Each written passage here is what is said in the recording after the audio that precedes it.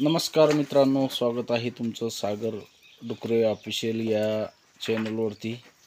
तर मित्रांनो, आजचा विषय असा आहे मित्रांनो की आपल्याला शेळीपालन जर चालू करायचं आहे तर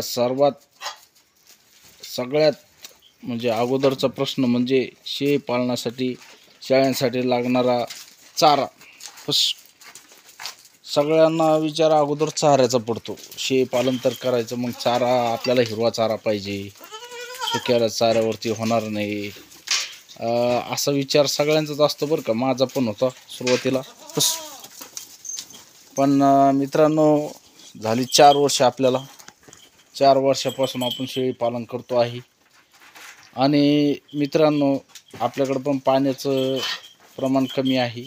त्याच्यामुळं आपण म्हणजे 90% म्हणण्याच्या ऐवजी 100% आपण शेळीपालन हे फक्त सुक्या चाऱ्यावरती करतोय. सुक्या चाऱ्यावरती आपलं शेळीपालन आहे 4 वर्षापासून. मधात थोडं पाणी होतं, त्यावेळेस आपण घास टाकला होता आणि आत्ता पण टाकलेला आहे. फक्त 2 कापणे झालेले घासाचे. तो पण म्हणजे शेवटपर्यंत उन्हाळ्यापर्यंत राहील, पावसाळ्यापर्यंत याची शक्यता नाही, कारण की पाण्याचं प्रमाण खूप कमी आहे. तर असं काही नाही मित्रांनो, तुम्हाला जर शेळीपालन खरंच जर करायचं असेल तर 100% तुमचं शेळीपालन हे सुक्या चाऱ्यावरती पण होऊ शकतंय.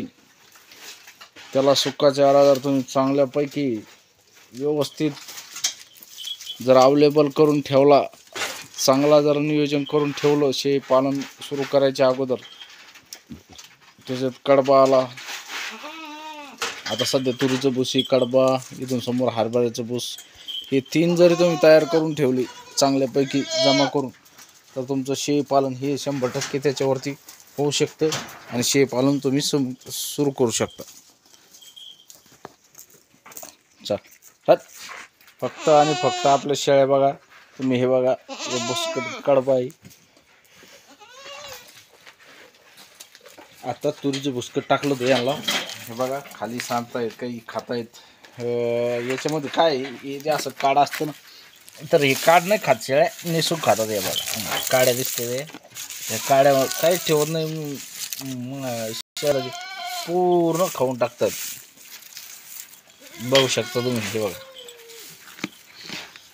तर मित्रांनो, कडब्यावर आणि तुरीच्या भुसकटावर आणि हरभऱ्याच्या भुसकटावर तुमचं 100% शेळीपालन तुम्ही चालू करू शकता. आणि चांगल्यापैकी त्याच्यामधून एवढा नाही की लाखानं इन्कम नाही, पण थोडा बऱ्यापैकी तुम्ही इन्कम त्याच्यामधून सुरुवातीपासून घेऊ शकता मित्रांनो. आणि हिरवा चारा जर म्हटलं तर आपल्याला खर्च जास्त लागतोय. आमचा बोकड कसा आहे रगेल काय रे. त्याच्यामुळे तुम्ही सुक्या चाऱ्यावरती पण चांगल्यापैकी करू शकता. बघा आपला बोकड. तर मित्रांनो, माझ्या लक्षात आलं, म्हणलं चला मित्रमंडळीला सांगावं. आता सध्या पण संधी आहे तुम्हाला सुका चारा जमा करून ठेवून त्याच्यावरती तुम्ही चांगल्यापैकी शेळीपालन करू शकता. कारण की माझं पण आता सुका चारा जमा करणं चालू आहे. बघा, ते आतमध्ये तुरीचं भुसकट जमा करून ठेवलेलं आहे. आणि परत आमच्या बहिणीकडून एक ट्रिप आणायची राहिलेली, ती पण आणायची. पण आता काही मोठं काम आलेलं आहे आपल्या मागं लग्नाचं, तर त्याच्या तडजोडीमध्ये मित्रांनो. तुम्ही म्हणता असाल भाऊ 4-5 दिवस झाले तुमचा व्हिडिओ नाही, काय नाही, लाईव्ह नाही, व्हिडिओ नाही. तर मित्रांनो, मी थोडं धावपळीमध्ये, मुलीचं लग्न असल्यामुळं मला सगळं सामान वगैरे, आता पाहुण्याचा कार्यक्रम आहे 2-3 दिवसाला, त्याच्यामुळं सगळं त्याच्यामध्ये धावपळ चालू आहे मित्रांनो. असं नाही, तुम्हाला जेवढं मला नॉलेज आहे तेवढ्यामधून मी तुम्हाला सहकार्य करत राहील. सध्या थोडं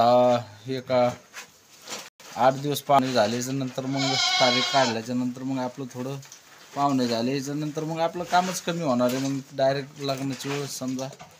पण आता कामं लग्न होईपर्यंत चालूच असतात, तुम्हाला पण माहिती.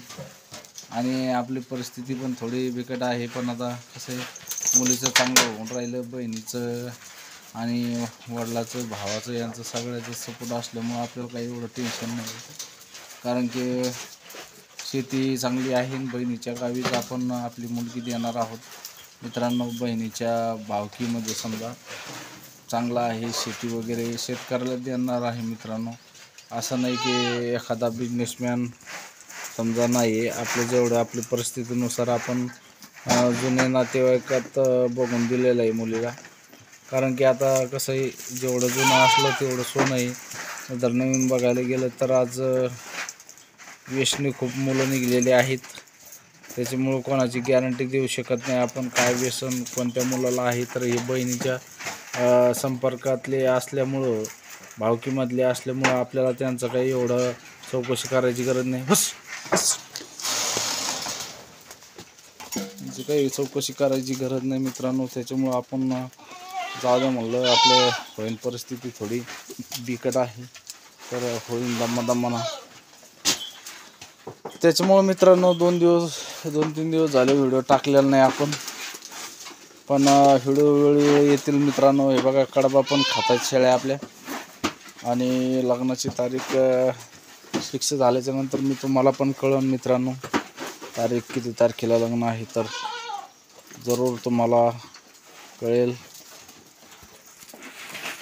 तर हे बघा, तुम्ही पण असं शेळी पालन करून चांगल्यापैकी, तुम्हाला शेती कमी असेल तर शेळी पालन जोड व्यवसाय म्हणून शेतीला करू शकता आणि चांगल्यापैकी आपला कुटुंबाचा उदरनिर्वाह करू शकता मित्रांनो. तर व्हिडिओ शेवटपर्यंत बघा. व्हिडिओ शेवटपर्यंत बघितल्याबद्दल खूप खूप मी तुमचा आभारी आहे.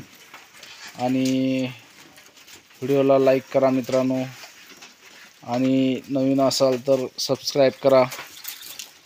थोडं धावपळ आहे त्याच्यामुळं समजून घ्या मित्रांनो, आणि जास्तीत जास्त सपोर्ट करा. कारण की मी तुमच्यासारखाच एक गरीब शेतकरी आहे आणि याच्यावरतीच आपला कुटुंबाचा उदरनिर्वाह आहे. 5 शेळ्या आहेत आपल्या. तर व्हिडिओ कसा वाटला कमेंटमध्ये नक्की सांगा मित्रांनो. आणि अशाच नवनवीन माहिती तुमच्यापर्यंत मी चांगल्यापैकी, जसं आपल्याला कमी बजेटमध्ये कमी पैशामध्ये ॲडजस्ट होईल त्या पद्धतीनं तुम्हाला मी नॉलेज देण्याचे प्रयत्न करेल मित्रांनो. आपल्याला आवाढव्य पैसा गुंतवणूक करून, आवाढव्य खर्च करून शेळी पालन परवडत नाही मित्रांनो. त्याच्यामुळं आपण थोड्या पैशामध्ये शेळी पालन केलेलं किती पण चांगलं आहे. सुरुवातीला थोडंच पैसा गुंतवणूक करायचा, शेळ्यांवर जास्त करायचं पण शेडवर कमी करायचा, आणि चाऱ्यांवर जास्त करा मित्रांनो. चारा जेवढा तुम्ही विकत घेसाल, जेवढा साठवून ठेवसान, तितकं तुमचं शेळी पालन चांगल्यापैकी राहणार आहे. तुम्ही आता सध्या संधी तुम्हाला तुरीचं भुसकट, हरभऱ्याचं भुसकट, कडबा जमा करून ठेवू शकता. कारण पुढं चालून पावसाळ्यामध्ये, हिवाळ्यामध्ये तुम्हाला ह्या सुक्या चाऱ्याची खूप आवश्यकता असते शेळी पालनामध्ये. हिरव्या चारा जरी कमी असला तरी चालतो, पण सुका चारा आपल्याला हिवाळ्यामध्ये आणि पावसाळ्यामध्ये जास्त लागतोय मित्रांनो. तर जरूर तुम्ही साठवून ठेवा, आणि असं शेळी पालन तुम्ही पण 2-3-4 शेळ्या घेऊन सुरुवात करू शकता मित्रांनो. व्हिडिओ कसा वाटला नक्की कमेंटमध्ये सांगा. तर भेटूया मित्रांनो अशाच नवीन व्हिडिओमध्ये. जय जवान, जय किसान, जय हिंद, जय महाराष्ट्र.